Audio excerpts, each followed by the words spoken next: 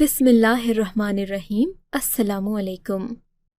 ہم لوگ افغانستان کے ساتھ ہی رہتے تھے، یعنی ہمارا گھر سرحد کے پاس تھا۔ جب میری شادی ہوئی تو میں اور بھی زیادہ سرحد کے قریب آ گئی تھی۔ میں اور میرا شوہر اکثر ایک دوسرے سے مذاق کرتے کہ ہماری محبت ان سرحدوں سے بھی آگے جائے گی۔ ہم لوگ تو یہ باتیں مذاق میں کرتے تھے، پھر ایک دن ہمارا مذاق سچ بن گیا۔ رات کے 12 بجے تھے۔ یہ وہ وقت ہوتا ہے جب میاں بیوی دن بھر کی باتیں ایک دوسرے سے کرتے ہیں۔ اس رات بھی ہم دونوں ایک دوسرے سے مختلف باتوں میں مگن تھے۔ تبھی میں نے اپنے شوہر کی ماں کے بارے میں ایک نازیبا بات کہہ دی۔ ایسا اس لیے ہوا تھا کہ میری دن کے وقت ان سے اچھی خاصی بحث ہوئی تھی اور انہوں نے میرے خاندان والوں پر بہت ہی عجیب و غریب گھٹیا باتیں کی تھیں۔ اب ظاہر ہے کہ میں اپنی ساس کو تو جواب دے نہیں سکتی تھی۔ ایک تو وہ مجھ سے عمر میں بڑی تھیں، دوسرا طاقتور بھی تھیں۔ اگر میں ان سے کچھ کہہ بھی دیتی تو خدا جانے وہ میرا کیا حشر کرتیں۔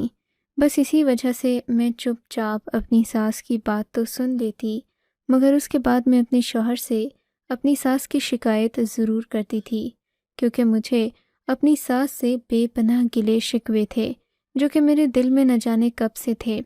اور آج میرے شوہر کے سامنے جب میں نے یہ بات کی تو اس نے مجھ سے کہا کہ اگر تم نے ایک اور بار بھی میری ماں کا نام لیا تو میں تمہیں طلاق دے دوں گا۔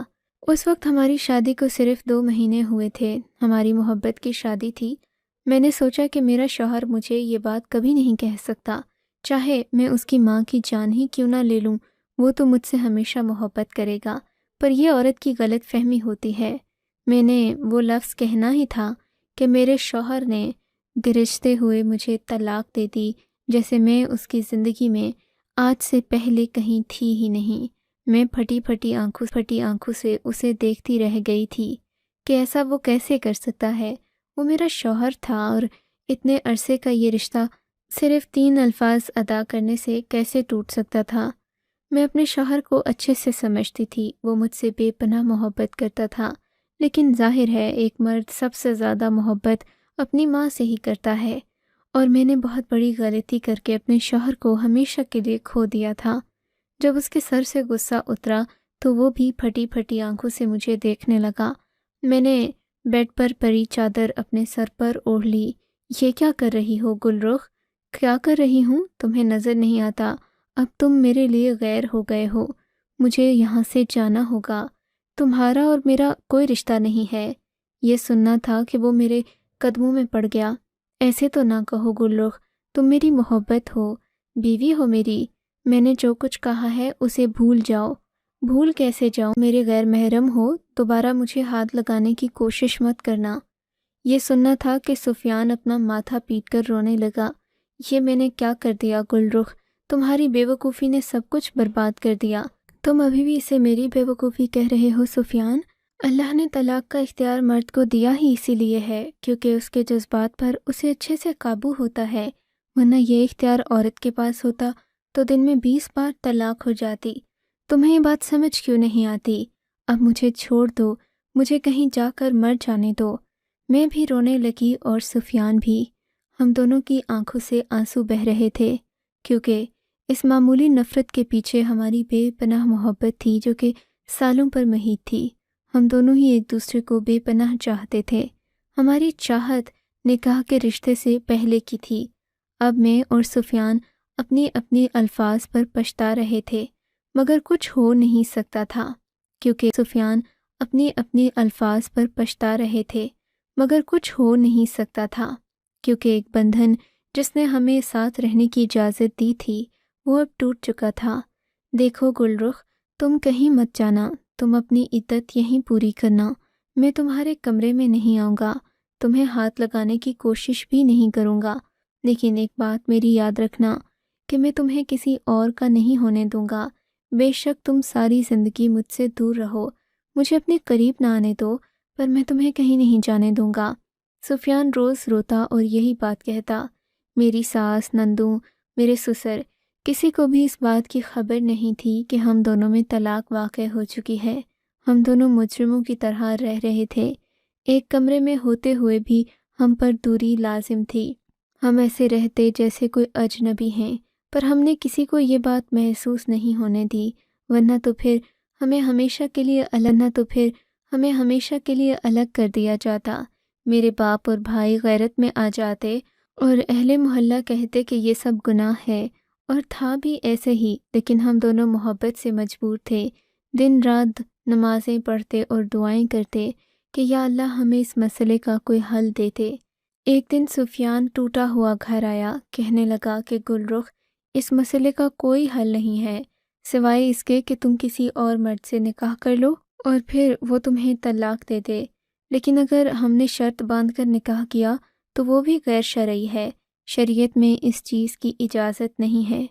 اب کچھ ایسا ہو کہ وہ آدمی تم سے نکاح کرے پھر خود ہی تمہیں طلاق دے دے، ہم پہلے سے اس کو یہ نہ بتائیں کہ یہ نکاح ہم حلالے کے لیے کر رہے ہیں، بس وہ تمہیں خود طلاق دے دے تو اس کی مرضی، ورنہ پھر تم اسی کی ہو جاؤ گی۔ سفیان یہ کہہ کر رونے لگا۔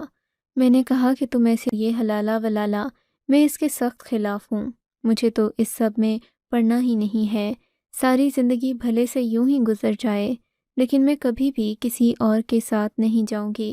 میری بات سن کر سفیان کی آنکھوں سے مزید آنسو بہنے لگے۔ گلرخ، میں سب جانتا ہوں، لیکن تمہیں بھی میرے مزاج کا نہیں پتہ، میں تمہیں پانے کے لیے کچھ بھی کر سکتا ہوں، اور پھر کچھ عرصے میں ہمارے بچے نہ ہوئے تو اماں ویسے ہی میرے پیچھے پڑ جائے گی کہ دوسری شادی کرو۔ تم جانتی ہو کہ میں یہ سب کچھ بالکل قبول نہیں کر سکتا، اسی لیے ہمیں کہیں دور جانا ہوگا، کسی ایسی جگہ پر جہاں ہمیں کوئی جانتا ہی نہ ہو۔ تمہیں پتہ ہے نا کہ گاؤں میں اگر میں نے تمہارا نکاح کسی سے کروا بھی دیا تو پورے گاؤں میں طوفان آ جائے گا، سب لوگ یہی کہیں گے نا کہ سفیان بے غیرت ہو گیا، اس نے اپنی بیوی کو طلاق دے دی، اور پھر وہ آدمی وہ کیوں تمہیں طلاق دے گا، تم اتنی حسین ہو، خوبصورت ہو، تمہیں تو کوئی بھی مرد نہیں چھوڑ سکتا، بس مجھ پر ہی شیطان سوار ہو گیا تھا جو میں نے تمہیں طلاق کے یہ سخت الفاظ کہہ دیے۔ اللہ مجھے ایک اور موقع دے دے، میں تمہیں شہزادی بنا کر رکھوں گا۔ میرا شوہر بہت جذباتی ہو رہا تھا، میں نے اس وقت صرف خاموشی اختیار کیے رکھی کیونکہ میں اس کے جذبات کو ہوا نہیں دینا چاہتی تھی۔ صبح ہوئی تو میں بھی اس بات پر سوچ کر ایک نتیجے پر پہنچ چکی تھی کہ ہاں ہمیں یہاں سے کہیں دور ہی جانا پڑے گا، کیونکہ گاؤں میں طلاق، شادی، حلالہ یہ سب بہت ہی زیادہ نازک مسئلہ تھا۔ کوئی بھی اگر ہمارے اس منصوبے کے بارے میں جان جاتا تو ہم پر تھوکتا، کیونکہ پختونوں کے علاقے میں یہ بات بہت ہی زیادہ معیوب سمجھی جاتی ہے کہ کوئی مرد ایک عورت کو طلاق دے دے اور پھر اس کا نکاح کسی اور سے کروائے۔ یہ بات تو کوئی مرد اپنے تصحیح ہو جاتی ہے تو پھر اس کا ازالہ تو کرنا ہی پڑتا ہے۔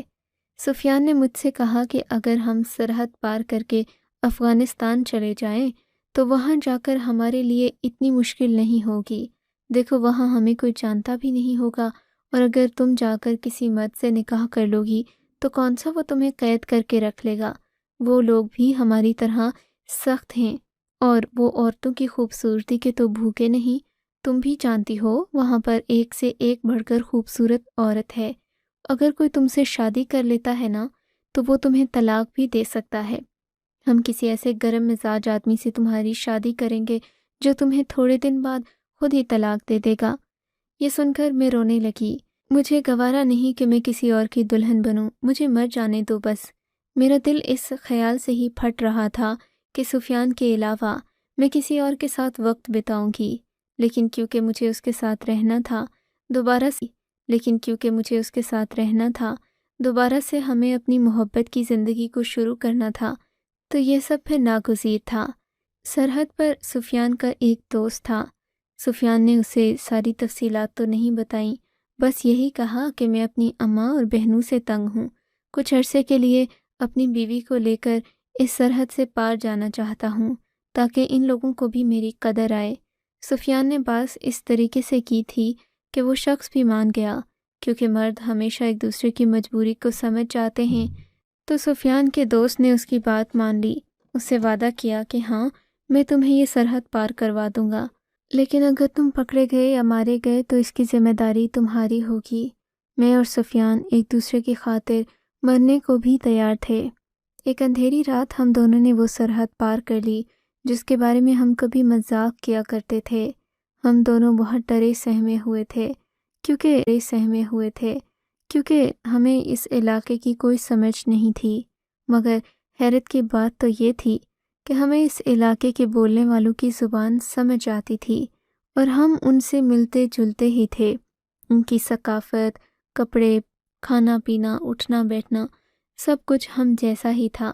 سرحد پار ایک چھوٹے سے پسماندہ گاؤں کو سفیان پہلے سے جانتا تھا۔ اس نے اپنے دوست سے معلومات حاصل کر رکھی تھی۔ میں نے سفیان سے کہا کہ ہمارے پاس تو یہاں سے جانے کا راستہ ہوگا یا نہیں، اس بات کی گارنٹی نہیں ہے۔ کاش کہ ہم اپنے ہی ملک کے کسی دوسرے حصے میں چلے جاتے تو ہمیں اتنا ڈر کر نہ رہنا پڑتا۔ سفیان نے کہا کہ اگر ہماری موت لکھی ہے تو وہ تو یہیں ہو کر رہے گی، تمہیں ڈرنا نہیں چاہیے۔ ہم لوگ چلتے چلتے ایک مسجد کے پاس رک گئے تھے کیونکہ کافی تھکاوٹ ہو رہی تھی اور پاس کھانے پینے کو بھی کچھ نہیں تھا۔ وہاں رک یہاں کسی مولوی سے اس مسئلے پر بات کر لیں، کیا پتہ یہاں کے علماء کی مختلف رائے ہو اور ہمارے لیے کوئی آسانی ہو جائے۔ ہاں چلو ٹھیک ہے، ایسا ہی کرتے ہیں۔ ہم دونوں اس مسجد میں چلے گئے۔ میں نے اپنے چہرے کو اچھے سے ڈھانپ لیا۔ سفیان نے امام صاحب سے مصافحہ کرنے کے بعد انہیں بتایا کہ یہ میری سابقہ بیوی ہے۔ اس آدمی نے چونک کر مجھے دیکھا جیسے کہ یہ کوئی بہت بڑا جرم ہو۔ تو تم اسے اپنے ساتھ لیے کیوں گھوم رہے ہو؟ کیا اس کی شادی کہیں اور کرنا چاہتے ہو؟ یتیم ہے یہ؟ اس نے میری طرف دیکھ کر کہا تھا، یتیم نہیں ہے، میں چاہتا ہوں کہ دوبارہ اس سے نکاح کر لوں، کیا اس کی کوئی صورت ہے؟ یہ سن کر امام کو تو جیسے سانپ سونگھ گیا۔ تم جانتے ہو کہ یہاں پر حلالے کا مطلب کیا ہے؟ وہی ہے جو باقی اسلامی ملکوں میں ہے۔ تم یہاں کیا ڈھونڈنے آئے ہو؟ تمہیں کیا لگا تمہارے ملک کا خدا اور افغانستان کا خدا اور ہے، قاعدے قوانین اور ہیں؟ یہاں بھی سب کچھ بالکل ویسا ہی ہے۔ تمہیں اسی کرب سے گزرنا پڑے گا جس سے بچ کر تم شاید یہاں آئے ہو۔ جہاں تک بات مجھے سمجھ میں آتی ہے، تم یہی سب کرنے تو ادھر آئے ہو، لیکن ایسا ممکن نہیں ہے۔ میں نے دیکھا کہ امام صاحب کے پاس ایک اور آدمی بھی کھڑا تھا جس نے کالا لباس پہن رکھا تھا، سر پر کالے رنگ کا عمامہ بھی تھا۔ وہ ہمیں غور سے دیکھ رہا تھا۔ اس نے سفیان کو اشارہ کیا کہ تم باہر آؤ، مجھے تم سے کچھ ضروری بات کرنی ہے۔ وہ سفیان کو لے کر باہر چلا گیا، میں بھی اس کے پیچھے پیچھے آئی۔ وہ آدمی بہت خوش اخلاق تھا۔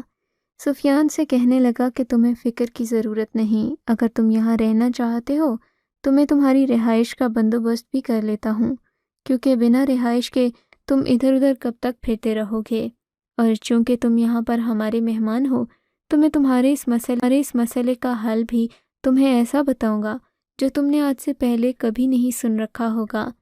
میں اور سفیان تھوڑا سا خوش ضرور ہوئے تھے کیونکہ اس آدمی نے ہمیں ایک امید دی تھی جو آج سے پہلے ہمیں کبھی نہیں ملی تھی۔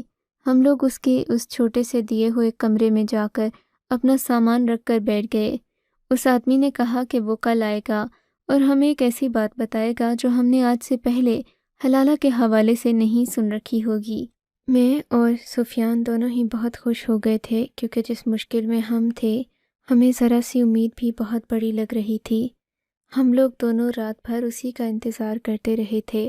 اس شخص نے اپنا نام بھی نہیں بتایا تھا ہمیں، یا شاید سفیان کو یاد نہیں رہا تھا، بس ہمیں اس کی کہی ہوئی وہ بات یاد تھی کہ وہ ایک ایسا راستہ جانتا ہے جس سے ہم دونوں پھر سے ایک ہو سکتے ہیں، اور اس کے لیے ہم دونوں کو کسی قسم کی پریشانی بھی اٹھانی نہیں پڑے گی۔ صبح سویرے وہ آدمی آ گیا۔ اس نے گھر کے دروازے پر دستک دی۔ یہاں ہمارے جانے والا اور کوئی تو تھا نہیں۔ ہمیں معلوم تھا کہ یہ وہی امام صاحب کا دوست ہوگا جو ہمیں خوشخبری دینے آیا ہے۔ ہم نے دروازہ کھولا تو وہ فوراً ہی گھر کے اندر داخل ہو گیا۔ دیکھو، مجھے یہاں بہت سارے لوگ جانتے ہیں، اگر میں اجنبیوں سے ملوں گا تو انہیں مجھ پر شک ہو جائے گا، اسی وجہ سے میں سیدھا کمرے کے اندر آ گیا۔ آپ لوگ خفا نہیں ہونا مجھ سے۔ اس نے وضاحت پیش کی اور ساتھ ہی اس نے اپنی جیب سے ایک تھیلی نکالی جس میں سبز رنگ کا کپڑا تھا۔ یہ کیا ہے؟ میں نے اور سفیان نے یک زبان ہو کر پوچھا تھا۔ دیکھو، تمہیں شاید اس بات کی سمجھ نہیں آئے گی، مگر میں تمہیں ایک ایسی متبرک مقام پر لے کر جا سکتا ہوں جہاں پر جا کر حلالہ وغیرہ کی ضرورت نہیں پڑتی۔ وہاں ہم سبھی لوگ جاتے ہیں۔ ابدا میں واقع یہ جگہ بہت کم لوگوں کے علم میں ہے، لیکن میں تمہیں وہاں لے کر جاؤں گا۔ وہاں تم جاؤ گے تو سب گناہوں سے پاک ہو جاؤ گے۔ وہاں جا کر ایک غسل بھی کرنا ہوگا، ایک خاص غسل جسے گناہوں سے نجات کے لیے استعمال کیا جاتا ہے، گناہ ہو یا کسی بھی طرح کی کوئی بھی ناپاکی۔ جیسے ہی تم وہاں پر غسل کرو گے اور اس پتھر کا استعمال کرو گے تو تم دیکھ لینا تم سب گناہوں سے پاک ہو جاؤ گے۔ تم ناپاکی سے پاکی کی طرف آؤ گے اور گناہوں سے نیکی کی طرف۔ مگر اس کی شرعی حیثیت کیا ہے؟ میں نے بڑی پریشانی کے ساتھ اس آدمی سے پوچھا تو کہنے لگا، دیکھیے جی، یہ لوگوں کا ایمان ہے کہ وہاں پر غسل کرنے سے ان کے سارے گناہ معاف ہو جاتے ہیں، اور آپ کر کے دیکھ لیجئے، آپ کو اگر ایسا محسوس نہ ہوا تو بلا شبہ آپ یہ کام مت کیجیے گا۔ لیکن وہاں لاکھوں لوگ جاتے ہیں، بہت سارے تو ایسا کر۔ اس آدمی کی باتیں سن کر مجھے اور سفیان دونوں کو بہت مایوسی ہوئی تھی۔ وہ تو مجھے کوئی پاگل ہی لگا تھا، ایسا لگتا تھا کہ وہ کسی خیالی افسانوی دنیا میں رہتا ہے۔ ہم دونوں نے اس سے مزید بات کرنا مناسب نہیں سمجھی۔ چلیے ٹھیک ہے، ہم آپ کو بتا دیں گے، فی الحال ہم اس سب پر یقین نہیں کرنا چاہتے۔ ہماری بات سننا تھی کہ وہ آدمی غصے سے بھڑک اٹھا، تو تمہیں کیا لگتا ہے کہ میں جھوٹ بول رہا ہوں؟ اگر مجھ پر یقین ہی نہیں کرتے تو میرے گھر کیوں رکے ہو؟ جاؤ یہاں سے نکل جاؤ۔ میں تو تمہیں ابدا لے جانے کے لیے آیا تھا، پر تم تو بڑے ہی بے ایمان قسم کے لوگ ہو۔ تمہیں یقین نہیں آ رہا کہ میں جو کہہ رہا ہوں وہ سچ ہے۔ آخر اگر تم اس بات کو مانتے نہیں بھی ہو تو بھی کم از کم تمہیں ایک بار وہاں چلنا تو ضرور چاہیے نا۔ وہ آدمی ہم سے کہتا گیا اور ہم دونوں ناسمجھی میں اسے دیکھ رہے تھے کہ اب کیا کریں۔ وہ جو باتیں کر رہا تھا وہ نہ صرف ناقابل یقین تھیں بلکہ شرعی طور پر ناجائز بھی تھیں۔ ہم اس کی بات بالکل نہیں مان سکتے تھے۔ غصے میں آ کر اس نے ہمیں گھر سے نکل جانے کو کہا۔ اب تو یہ صبح کا وقت تھا۔ ہم نے شکر کیا کہ اس نے ہمیں رات کو نہیں نکالا۔ صبح فجر کی اذان ہوئی تھی اور تھوڑی تھوڑی روشنی بھی پھوٹ رہی تھی۔ مجھے وہاں سے نکل کر احساس ہوا کہ بے گھر ہونا کتنی بڑی مصیبت ہے، لیکن پھر مجھے سفیان نے ایک ترکیب بتائی جس پر میں نے عمل کیا، اور سفیان نے مجھ سے کہا کہ وہ یہیں کا چکر لگاتا رہے گا، مجھ سے ملتا رہے گا۔ میں اگر یہ کر لوں گی تو ہمارا ملنا آسان ہو جائے گا، اور اس کے بعد وہ مجھے واپس پاکستان لے جائے گا۔ میں نے اس کی ترکیب سمجھ لی تھی۔ یہ خیال بہت اچھا تھا مگر ساتھ ہی ساتھ اتنا ہی خطرناک بھی تھا۔ میں نے مگر سفیان کے کہنے پر عمل کیا۔ مسجد کے احاطے میں چادر اوڑھ کر یوں لیٹ گئی جیسے میں رات سے یہیں تھی۔ تھوڑی دیر کے بعد جب نمازی آنا شروع ہوئے تو ایک آدمی نے مجھے بھی دیکھ لیا۔ شاید نمازی نماز پڑھ کر جا چکے تھے۔ اس نے جو مجھے مسجد کے فرش پر یوں پڑے دیکھا تو کہنے لگا، کیا بات ہے لڑکی، تم کون ہو اور یہاں کیوں لیٹی ہوئی ہو؟ کیا تمہیں نہیں معلوم کہ مسجد میں فرش پر ایسے نہیں لیٹتے؟ میں نے اٹھتے ہی اس کے آگے ہاتھ جوڑ دیے۔ آپ کوئی نیک آدمی لگتے ہیں۔ دیکھیے میرا کوئی گھر نہیں ہے، اگر مجھے گھر میں پناہ دے دیں گے تو ہمیشہ آپ کی شکر گزار رہوں گی۔ میری بات سن کر وہ میرے چہرے کو دیکھنے لگا۔ شاید میری خوبصورتی نے اسے گھائل کر دیا تھا۔ میں نے اس کے پاؤں چھوئے تو وہ جیسے کرنٹ کھا کر پیچھے ہٹ گیا۔ یہ کیا کر رہی ہو خاتون؟ تمہیں ہوش نہیں کہ تم کیا باتیں کر رہی ہو؟ میں اس مسجد کا امام ہوں اور شادی شدہ ہوں۔ تو کیا ہوا؟ میں آپ کی دوسری بیوی بننے کو تیار ہوں۔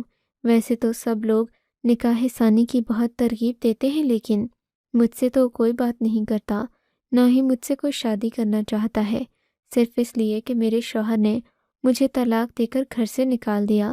میرا کوئی سہارا نہیں، ماں باپ بھی نہیں ہیں۔ آپ اگر مجھ سے شادی نہیں کریں گے تو شاید میں یوں ہی ذلیل ہوتی رہوں۔ میری جذباتی تقریر سن کر وہ آدمی کچھ سوچنے لگا، پھر بولا کہ چلو ٹھیک ہے، اگر تم میری شرائط پر مجھ سے نکاح کرنے کو تیار ہو تو مجھے بھی کوئی اعتراض نہیں ہے، نہ میری بیوی کو ہوگا۔ یہ کہہ کر اس نے چند لوگوں کو بلایا، اپنی بیوی سے بھی مشورہ کیا اس کی بیوی بیچاری کیا بولتی، وہ تو صرف برداشت ہی کر سکتی تھی مجھے، کیونکہ یہاں کی عورتوں کو شاید اپنے مردوں کے سامنے بولنے کی نہ ہی عادت تھی اور نہ اجازت تھی۔ خیر، میں نے اس آدمی سے نکاح کر لیا جو یہاں کی مسجد کا امام تھا۔ میرا منصوبہ بہت جلدی کامیاب ہو گیا تھا۔ اتنی جلدی اس منصوبے کی کامیابی کے بارے میں تو میں نے سوچا بھی نہیں تھا، مگر ایسا ہو چکا تھا اور اب میں بہت زیادہ خوش تھی۔ میں سوچ رہی تھی کہ بس کچھ ہی دنوں کی بات ہے، یہ آدمی مجھے چھوڑ دے گا، مگر ایسا تو بالکل بھی نہیں ہوا۔ اس نے مجھ سے کہا کہ وہ مجھے قرآن پاک کی تعلیم دے گا اور جب تک میں حافظہ نہیں بن جاتی تب تک وہ لوگوں کو میرے نکاح کے بارے میں نہیں بتائے گا، چند ہی قریبی دوستوں کو پتہ ہے، ولیمے کی دعوت بھی وہ بعد میں ہی کرے گا۔ میں حیران تھی کہ وہ تو اپنے دین ایمان کا بہت پکا تھا۔ میں نے سوچا کہ اب میں اسے سچ بتاؤں گی تبھی یہ مجھے طلاق دے گا، ورنہ تو اس کے ارادے بالکل ایسے پختہ تھے جیسے وہ مجھ سے پہلی شادی کر کے مجھے اپنے گھر لایا ہے۔ پھر ایک دن اس بات کی نوبت خود ہی آ گئی۔ میں نے دیکھا ایمان باتیں بتا رہے تھے۔ وہ اس سے کہتے کہ موسیقی سننے والا کافر ہو جاتا ہے۔ اس دن تو میں نے اپنے شوہر سے مل کر اس سے کہہ دیا کہ مجھے کہیں سے ریڈیو لا کر دے دو، میں ریڈیو سنوں گی اور مولانا صاحب کو تیش دلاؤں گی۔ میں یہ بات اپنے شوہر کو بتا کر واپس آ گئی۔ شام تک اس نے ایک چھوٹا ریڈیو مسجد کے احاطے میں رکھ دیا، جسے میں نے اٹھا کر دیکھا تو وہ اچھی طرح چل رہا تھا۔ سفیان کو بھی پتہ چل گیا کہ میں اب کیا کرنے جا رہی ہوں۔ وہ مسجد کے آس پاس ہی رہ رہا تھا اور پھر شام کو وہی ہوا جو میں نے سوچا تھا۔ میں نے ریڈیو کو اونچی آواز میں چلانا شروع کیا۔ اس میں سے موسیقی کی آوازیں آنے لگیں تو مولانا صاحب کرنٹ کھا کر اٹھ بیٹھے، جیسے انہیں بہت برا لگ گیا ہو۔ یہ خرافات کہاں سے لائی ہو تم؟ جہاں سے بھی لائی ہوں، اس میں روح کی غذا ہے۔ استغفر اللہ، روح کی غذا صرف اللہ کا کلام ہے۔ مولانا نے یہ کہہ کے استغفر اللہ، روح کی غذا صرف اللہ کا کلام ہے۔ مولانا نے یہ کہہ کر وہ ریڈیو مجھ سے چھپٹا تو میں نے بلند آواز میں کہہ دیا، میں تمہیں چھوڑ سکتی ہوں لیکن موسیقی نہیں، یہ میرا پرانا شوق ہے۔ یہ سننا تھا کہ امام کی آنکھوں میں جیسے ایک انگارے سے بھڑک اٹھے تھے۔ تو نے مجھ سے بدتمیزی کی، آج تک کسی عورت نے مجھ سے یوں اس لہجے میں بات نہیں کی، تو کیا کر لو گے تم میرا؟ میں بیوی ہوں تمہاری، چھوڑ تو نہیں سکتے نا مجھے تم۔ اتنی خوبصورت ہوں کہ کسی میں ہمت نہیں مجھے چھوڑ سکے، تم بھی آزما کر دیکھ لو۔ میرے غرور کو توڑنے کی خاطر اس نے ادھر ہی وہ 3 الفاظ کہے تو میرے چہرے پر مسکراہٹ آ گئی۔ میں نے سوچا بھی نہیں تھا کہ یہ اتنا آسان ہوگا۔ پھر میں نے اپنی مسکراہٹ کو فوراً ہی دبا لیا کہ کہیں امام کے غصے کو دعوت نہ دے دوں۔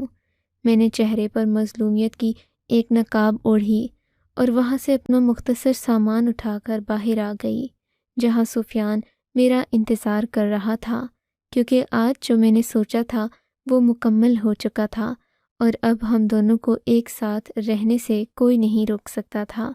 آپ کو اگر یہ کہانی اچھی لگی ہے تو اس ویڈیو کو لائک کیجیے اور اس طرح کی مزید کہانیاں سننے کے لیے ہمارے چینل کو ضرور سبسکرائب کیجیے۔